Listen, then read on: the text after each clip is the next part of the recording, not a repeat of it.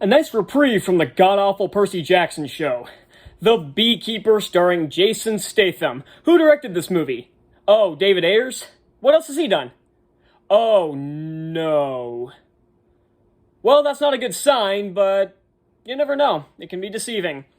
So yes, The Beekeeper starring Jason Statham is essentially about a former, not exactly CIA agent, but a former secret agent, I guess, going after a corrupt company after they bankrupt someone who's bankrupt essentially his caretaker, and she commits suicide, so he decides to take his revenge on them. Now, the story is basic. It's about as basic as you can get. It's another one of these one-man army type of movies, and if I'm being perfectly honest, I am getting a little sick of these movies because they're all kind of the same.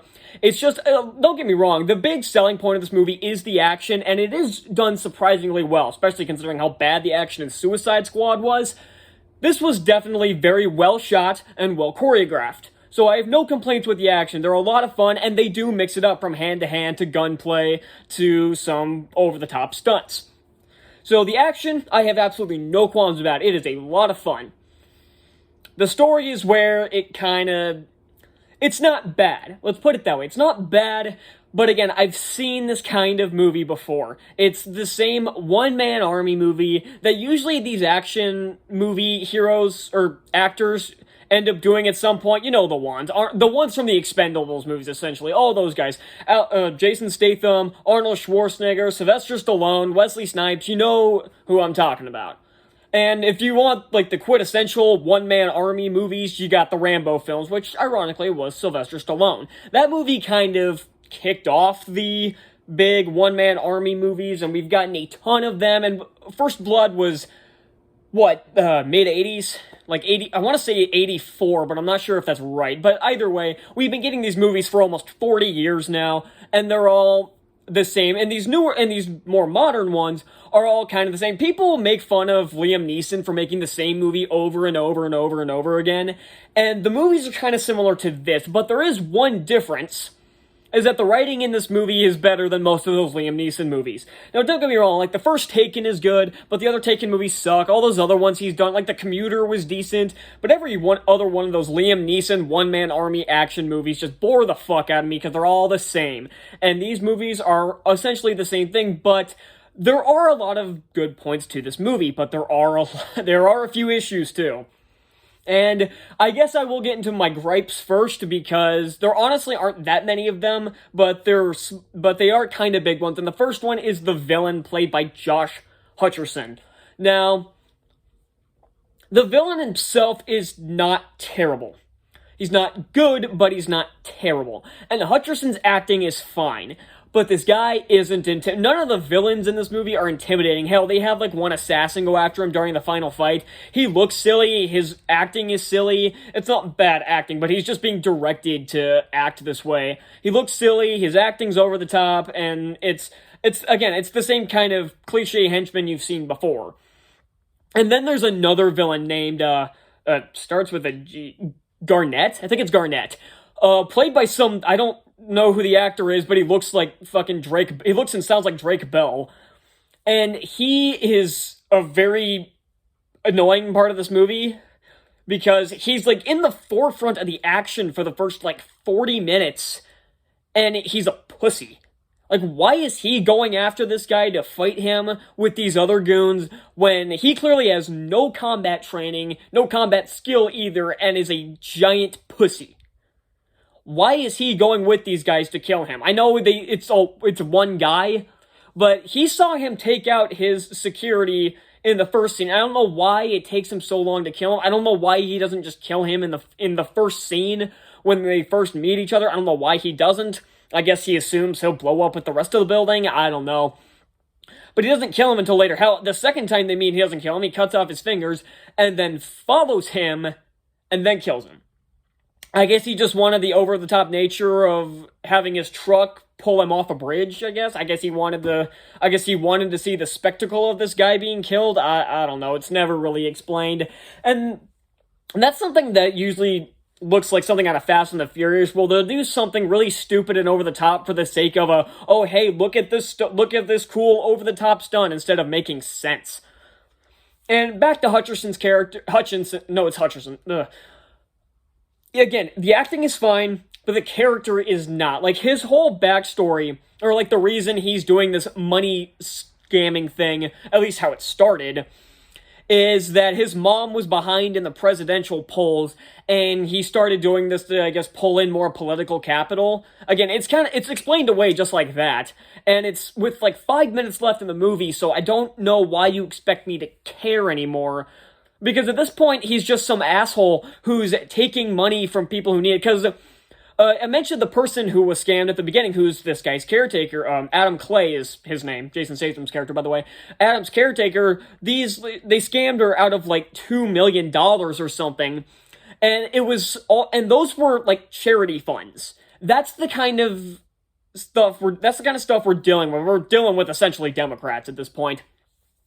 And he did that because his mom was behind in the polls, in the presidential polls, so I guess he put this all together to pull in more political capital or for advertising, stuff like that. But if that is the case, then why does he keep doing it? Why is he still doing it? If this is supposed to be a sympathetic character, which he's not, he stops being sympathetic basically right at any supposed sympathy you would have had for this character goes out the window like 30 seconds later. So that was a waste. Jeremy Irons is in this movie. I'm not sure why. I think Irons is at the point of his career where you're not going to see him do any, like, big, like, Oscar bait movies. He's at the point where he'll take fluff action movies like this. Like, he got the gig as Alfred in the DCEU, was him for 3 movies, I want to say. Let's see, Batman v Superman, Justice League, and Flash. Yep, so he was in 3 of those movies, and that's over now, which actually kind of sucked. He was good as Alfred. He was one of the only bright spots of that shitty Zack Snyder's Justice League was his acting as Alfred. And he's pretty good in this movie, but he doesn't do a whole lot. I would have preferred if Irons was the main villain of this movie and not Hutcherson.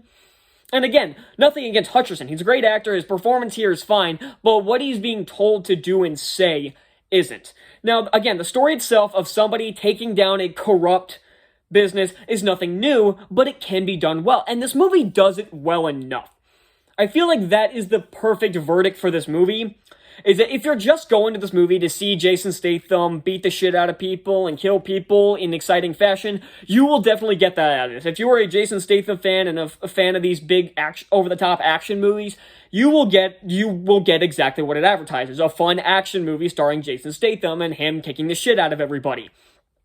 But if you, honestly, I say this knowing that you're probably not going to see the movie for this reason, but I'm going to say it anyway. If you're looking for some fantastic original story out of this movie, you're not going to get it.